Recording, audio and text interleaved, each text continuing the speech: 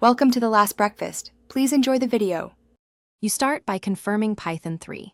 8 or newer and pip are ready. This ensures compatibility. Once done, install 2 packages with pip, qrcode and pillow, which create and render images. Then choose your payload, URL, plain text, vcard, or Wi-Fi details, because structure determines parameters like error correction. Make sure to pick an appropriate error correction level now. Higher levels tolerate damage but increase density. Finally, open your editor and create a new Py file to begin coding immediately. You instantiate qrcode. qrcode with parameters. Version controls capacity, error correction picks tolerance, and box size sets module pixels. Once created, call qr.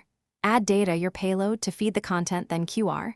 Make fit equals true so it chooses version if needed. After that, produce an image via qr. Make image, fill color equals black, back color equals white, and convert to RGB when adding logos. Also tweak box size and border to reach the desired physical size and scan reliability. You finish by saving the image. Img. Save qrcode. PNG for raster or export SVG for scalable output when supported. Then test across several phones and scanning apps at the target display size and print scale to confirm readability.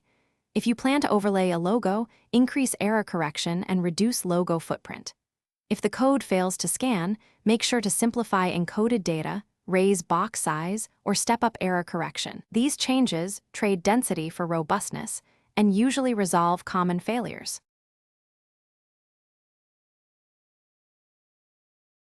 Thanks for watching. If this was helpful, leave a like and consider subscribing. See you next time.